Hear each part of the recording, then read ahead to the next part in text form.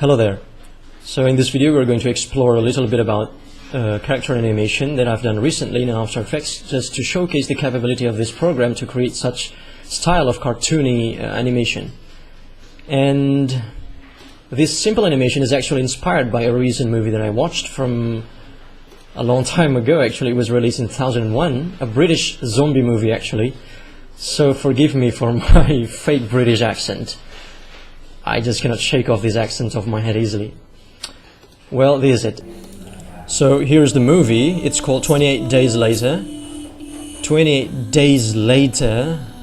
And yeah, as you can see here, it's directed by Danny Boyle, a British nationality, a British director, I'm sorry. And here are some of the screenshots from the movie. It's actually a pretty non-mainstream zombie movie in which these zombies, they're not actually undead rising from the graves, but they are actually infected people, real human beings still alive. And this gets me thinking to create something like this animated series. So I'm exploring the possibility of After Effects in creating such animation. Okay, so here we are going to explore superficially about the rig that I created in After Effects, a character rig for character animation that I'm doing. And as you can see here, we have the entire puppet, or the whole character, completely rigged, as you can see. And these dots actually are the controller nulls and solid objects that will make the deformation of the puppet quite smooth. And if we take a look at the timeline area and expand it, you can see that it's a mind-boggling amount of layers here. As you can see, we have, well, dozens, no, actually over 100 layers that we have here on just a single character here. And I must tell you that it's actually pretty common when you're rigging a character in After Effects. You will end up with these many layers, okay? And if you are doing a simple rig, actually it may end up with about three, not 3 or 5 layers, but dozens. And here we have a rather complex rig. As you can see, we have the left shoulder controller nulls, the left elbow, da-di-da-da, and we have the calf bulg, the thigh bulg, and the torso deform controls. Oh, amazing amount of controller nulls and solid objects, as you can see here. Okay. And when we actually move around this puppet, it will deform, it will move according to what we set him to do. So for example, if I set his hand to move, his right hand, then he will move his right hand like that, as you can see. Alright, it's rather slow because we're using the full here, but it doesn't matter.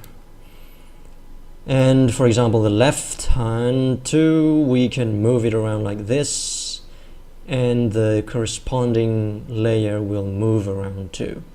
So as you can see, not only do we have the control points, the control nulls and solids, we also have the main layers, or the assets themselves that define the actual appearance of the puppet. For example, here we've got the left arm, which is this part over here, and then we've got the right arm, the torso, which is the central part over here, as you can see, the torso, and of course we have the head layer. Where is it? Okay, the head layer. Okay,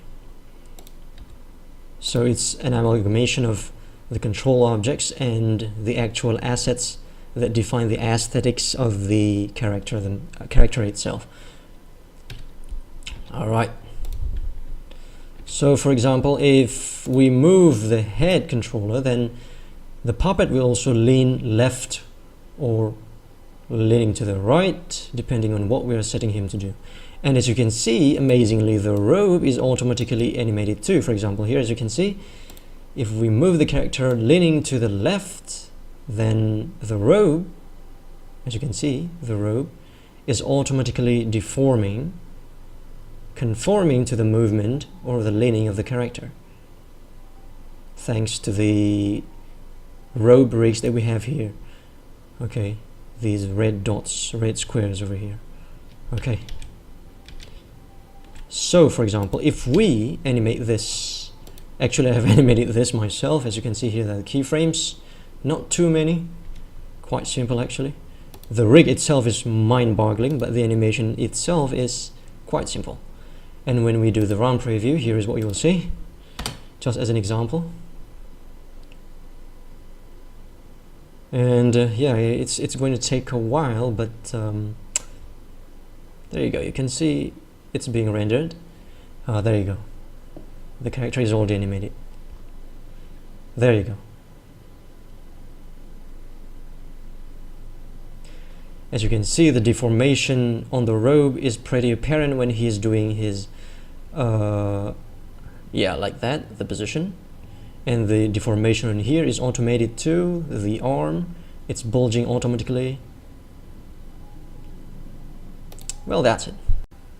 Okay, so here is the facial part, and as you can see here, the head is separated from the rest of the body,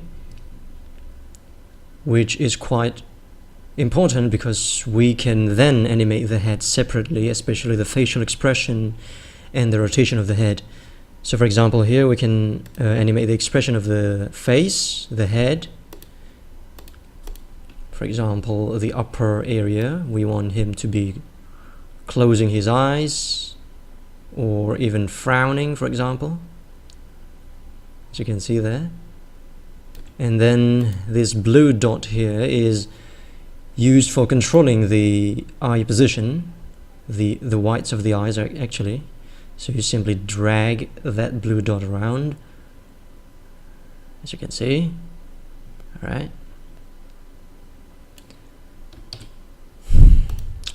And you can also animate the lower area, for example, the mouth. So the mouth is being puckered and going up, wide and snarling, for example. Okay. And regarding the rotation of the head, as you can see here, if I scrub the timeline, you can see that. Okay, so when finally rendered, here is what the character looks like. As you can see, he is doing the animation completely without the controllers, because those controllers, or the solid and null controller objects, are actually just guide layers. So when it gets when the composition is rendered, then those guide layers will not be rendered too. So as you can see here, we have a clean character, and he's doing the animation as I have animated him previously. All right, so maybe you want to see the full character. There you go. You can see the legs. Okay, just quite simple movement actually. There you go. Okay. Nothing too fancy.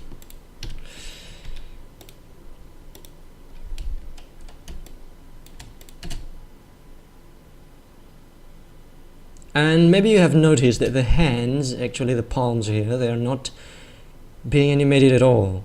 Actually, they are just static, not deforming in any way. That's because, well, as you already know, fingers on the hands, they comprise a great deal of detail, like an actual human form itself. As you can see, when you put your forefinger and your middle finger in front of a table, on top of a table, you can just walk around like an actual human figure, right? So that's why I haven't bothered to actually animate the fingers, because they are actually quite complex to animate, unless we do some tricks, of course. But in this case, I don't think it's quite worth it, because the animation is simple, just him being staggering and vomiting eventually. So we don't need the finger movements, unless we have to zoom in toward his hands. So finally, when we have rendered this, and on the final result here, I have put some blood coming out of his mouth when he vomits. as you can see here when we run preview.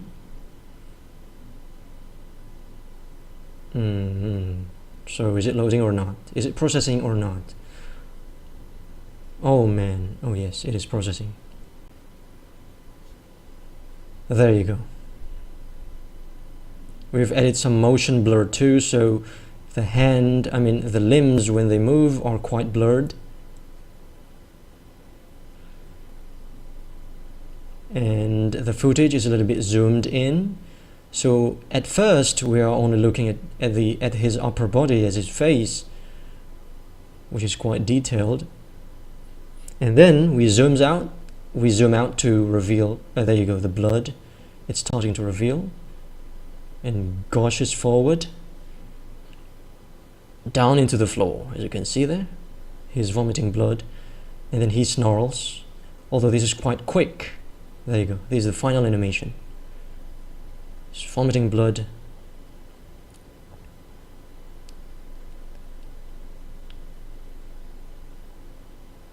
Yep, there you go. Nothing too fancy, the movement is quite simple. But in essence, once you have a rig such as this, you can animate 1 hour of animation, just whatever movements you want without drawing every frame. So I think that's the beauty of this puppeteering animation, is that once you have created the complex rig, you can actually animate.